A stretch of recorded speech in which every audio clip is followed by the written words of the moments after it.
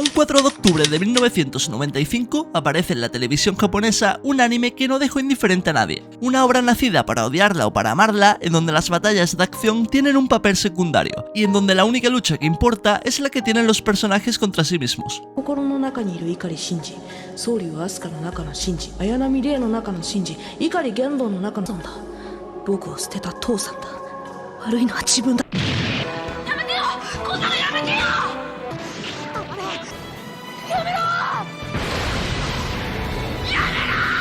Evangelion es diferente a otros animes donde toda la historia nace de la cabeza de un único creador. Aquí más bien se trató de un equipo completo de producción que acabaron traicionándose y apuñalándose entre todos a pesar de que eran amigos desde la universidad. Pero para poder empezar por el principio, si tenemos que elegir a la figura más importante en la creación de Evangelion, tú ya sabes de quién es el pasado que tenemos que contar. El 22 de mayo de 1960, en la prefectura de Yamaguchi, nace Hideaki Anno, hijo de Fumiko y Takuya, un chico tímido sin muchas habilidades sociales que desde que estaba en la primaria se alimentaba a base de pan y leche porque odiaba el pescado y la carne con toda su alma, al punto que en sus palabras, si le hubiesen dado a elegir entre comer algo de eso o la muerte, hubiese elegido la muerte. Cuando iba a primer grado pintaba con óleo y sus profesores alucinaban, ya que decían que ese nivel era el de un niño de quinto o sexto grado, y poco después cambió la pintura por el dibujo y se empezó a interesar por el anime y el cine de ciencia ficción, en especial Ultraman y Kamen Rider, y le gustó tanto este tipo de arte que aun siendo un niño hacía sus propias películas caseras. Pero a pesar de su admiración, si había un pensamiento que rondaba por su cabeza desde secundaria es que el anime era demasiado infantil. Lo que no se podía imaginar es que él formaría parte de los pilares para que eso cambiara. Así que fue a la Universidad de Arte en Osaka, de donde lo acabaron expulsando, y poco después empezaría su carrera trabajando como animador para The Super Dimension Fortress Macross. Al poco de acabar el trabajo vio una oferta de animador para Studio Ghibli y no se lo pensó demasiado. Se presentó ante Miyazaki, el cual quedó alucinado con sus dibujos y empezaron una relación de trabajo y amistad que perdura hasta el día de hoy, al punto que Miyazaki dice que solo saldrá una segunda parte de Náusica del Valle del Viento si es Hideaki quien se encarga de ella, el que por cierto trabajó como animador en la primera película. Y todo esto mientras llevaba su propia compañía con sus amigos de universidad, Toshio Okada, Yasuhiro Takeda, Yoshiyuki Sadamoto, Takami Akai y sujétate a la silla Shinji Higuchi, quienes en los 80 fundaron Daikon Films, la cual 4 años más tarde sería renombrada como Gainax. Y gracias a esta unión nació una de las mayores obras de culto en la historia del anime, Neon Genesis Evangelion.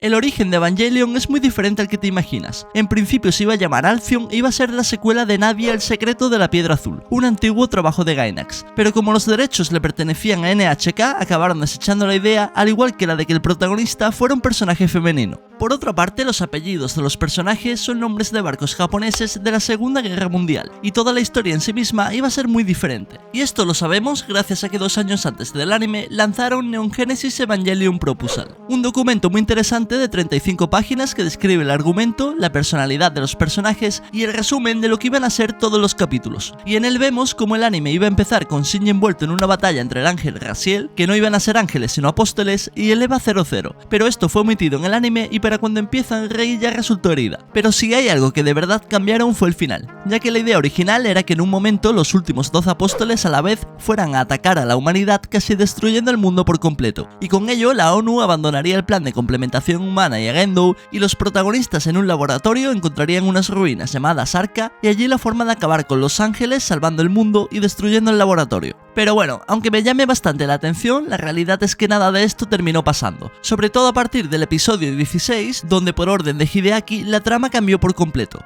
ya que quería revolucionar el mundo del anime y de alguna forma quería preparar a la juventud para los golpes que te puede dar la vida. Así que la segunda mitad de la obra volcó en la trama y especialmente en Shinji todas las reflexiones y conocimientos de psicología que había aprendido durante una depresión que le había durado 4 largos años, una depresión que lo llevó al borde de quitarse la vida. En sus palabras se había imaginado tirándose al tren o saltando desde la azotea del estudio. Como dijo en una entrevista, al igual que Shinji, no quería estar con más gente a la vez que deseaba estar con más gente, y eso lo vemos reflejado en el personaje.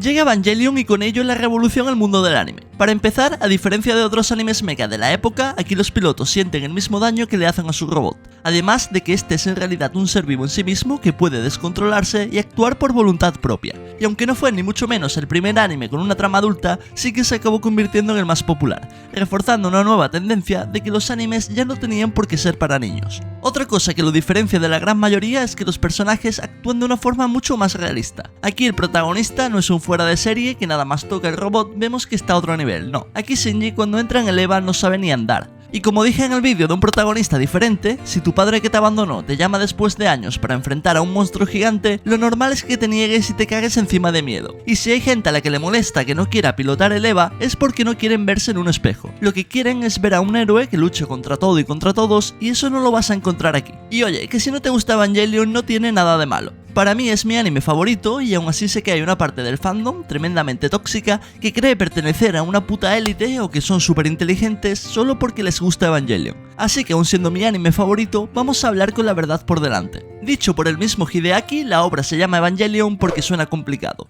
Y dicho por otro de los fundadores, la mayoría de simbolismos religiosos aparecen solo porque quedan bien. Y si la obra es difícil de entender, es porque la complicaron a propósito y tienes que ir descifrándola con conversaciones o detalles. Así que si es la primera vez que la ves y no tienes contexto, es que es imposible que sepas ni de qué va. Solo vas a ver que hay unos monstruos a los que hay que matar y ya. Si en cambio en el primer capítulo empezaran contándote que había una especie alienígena ancestral que creó la semilla de la vida Adán y la semilla del conocimiento Lilith y que las mandaron a vagar por el espacio con la única condición de que no podían estar en el mismo planeta, entonces todo el mundo lo entendería desde el principio. Dirías, vale, entonces estaba Adán y como llegó Lilith, Adán se fue a dormir y los ángeles atacan Tokio 3 porque quieren despertar a su padre. Pero no, porque ellos no quieren contarte la trama, quieren que la descubras. Una jugada arriesgada pero que salta a la vista que funcionó. Y es innegable que esa dificultad para entender la trama fue una de las claves de su éxito. Cuando escuchas a todo el mundo hablar sobre que es imposible entender algo, por simple curiosidad humana, vas a decir, voy a verlo que seguro que yo lo entiendo. Y gracias a eso, hasta el día de hoy puedes ver que en internet sigue plagado de memes sobre entender Evangelion. Y si a esa curiosidad le sumas unos personajes increíblemente desarrollados y realistas, una calidad de dibujo que se sigue viendo genial 30 años después,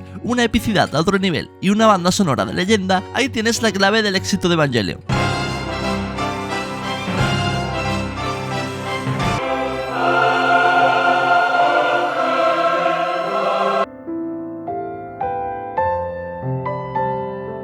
Una curiosidad es que otra pequeña parte de su éxito se lo deben a los artistas más 18 que empezaron a publicar contenido H de la obra. Imagina hasta qué punto fue significativo que años más tarde Studio Khara hizo un comunicado diciéndole a estos artistas que no se preocupen por el copy. Y si en el documental del Super Saiyan o el de Saint Seiya hablábamos de que eran muy diferentes a los dibujos que podíamos encontrar por Occidente, en comparación con Evangelion sí que no había nada igual. Ya no solo es que le pudiera gustar a los adultos, es que trataba temas psicológicos y filosóficos como traumas, mecanismos de defensa como el aislamiento social, ansiedad, depresión, identidad, autoestima, existencialismo, el dilema del erizo, el colectivismo contra el individualismo, el libre albedrío y un larguísimo etcétera. Así que imagina la cara de los adultos cuando vieron que unos dibujitos podían tratar temas tan complejos como estos. Yo recuerdo que cuando tenía como 10 o 12 años, mi madre entró al salón y yo iba como por el episodio 25 y se le desencajó la mandíbula. Dijo, niño, ¿qué coño estás viendo? Y acto seguido mandó el VHS a tomar por culo. Nunca más se lo volví a encontrar. Y hablando de mi familia, si te has fijado en que la miniatura está a otro nivel, es porque mi hermano es ilustrador y me está echando una mano con el canal. Así que si quieres una miniatura para YouTube o algún trabajo para regalárselo a alguien o algo por el estilo, te dejo por pantalla su Instagram. Y ya que estamos, sígueme a mí también.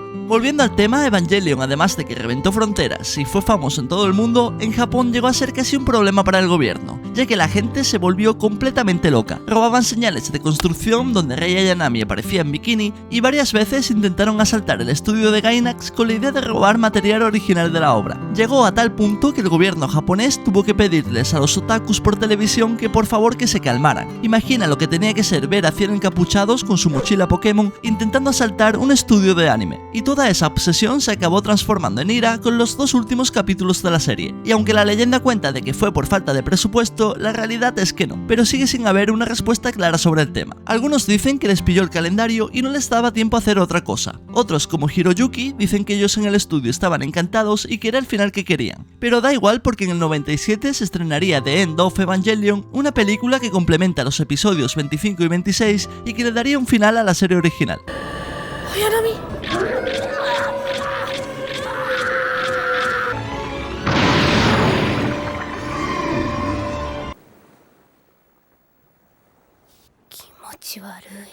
Aunque parezca mentira porque la ambientación es muy tétrica, lo cierto es que The End of Evangelion tiene un final feliz. Shinji rechaza la complementación humana y acepta el individualismo, el sufrimiento y comprende que para que otros te quieran, primero tienes que quererte a ti mismo. Como opinión personal, a mí lo único que me faltó en la película es que Shinji reventara a los Eva en serie que destrozaron a Asuka. Y aquí algún iluminado dirá que entonces es que no entendió Evangelion. Perdona, fue lo que hizo Shinji durante todo el anime. Cuando parece que no hay solución, acaba salvando el día. Pero bueno, lo cierto es que como sea, la película fue muy confusa y dejó sentimientos encontrados. Pero sobre todo, lo más importante es que fue el principio del fin para Gainax, ya que los directivos habían robado a manos llenas todo el dinero generado por Evangelion, la obra que precisamente los salvó de la quiebra. Y si parecía que la cosa no podía ir a peor, Tomohiro Maki, el que por aquel entonces era el director del estudio, hizo la del youtuber y acabó yendo a prisión por acosar a una actriz de voz menor de edad. Poco antes de todo esto, Hideaki Anno se desmarcó completamente de la compañía para formar Studio Khara, pero aún así no dejó de apoyar a sus antiguos amigos prestándoles dinero para salvar a Gainax. ¿Y qué hicieron ellos para agradecer el favor? Vender a sus espaldas derechos de anime en los que también trabajaba Studio Khara como FLCL o Gunbuster.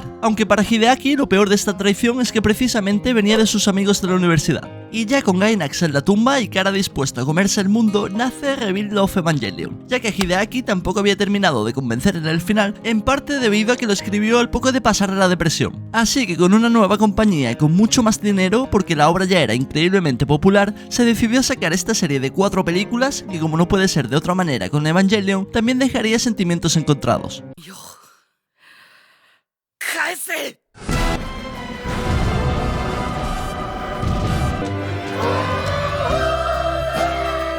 Dónde colocar Rebuild of Evangelion siempre fue un tema polémico en la comunidad. Para muchos es una historia aparte que no tiene nada que ver, para otros es un universo alternativo, y la verdad es que esto normalmente sale de la boca de gente que odia Rebuild, porque lo más aceptado es que es la continuación de la serie original, y si la mancha de sangre de la luna no te convence, Kaworu lo deja bastante claro en la última película, diciendo que hasta ahora siempre había sido un ciclo, un bucle que termina rompiendo Shinji, o más bien Gendo y Yui, donde de paso eliminan a todos los Evangelion. Y con respecto a las películas, la verdad es que la primera es casi una estafa, porque es un resumen de los primeros capítulos de la serie en donde nada cambia, y a partir de la segunda sí que es todo muy diferente. Para la 2.0 vemos a un Shinji valiente, mucho más parecido a un protagonista de shonen que lo que estábamos acostumbrados, un héroe al que no le importa llegar hasta el final para salvar a Yanami de la muerte. La tercera vuelve a ser full depresión y mucho más parecida a la obra original, precisamente es la que más le gusta a los fans que odian Rebuild, y la cuarta es como la resolución de todo, y aquí sí que nos encontramos claramente con un final feliz. Que Rebuild está lleno de fanservice, por supuesto. Ellos mismos para las promos decían nos vemos pronto con mucho más fanservice. También es verdad que la espera entre una película y otra fue eterna porque Hideaki volvió a entrar en depresión después de la 3.0 y decía que hacer Evangelion le consumía la vida. De hecho, cuenta como en un foro encontró un artículo llamado La mejor forma de acabar con Hideaki Anno y por lo que sea le quitó las ganas de hacer anime. Y para la cuarta película estuvo un tiempo sin aparecer por el estudio, reescribió el guión una y otra vez y lo acabaron entregando en la fecha límite. Pero te gustara la película o no, te puedo asegurar que dio todo lo que tenía para hacer la mejor creación que pudo. Y como curiosidad, la última frase antes del cierre de la obra fue escrita por él mismo. Adiós Evangelion. Sayonara.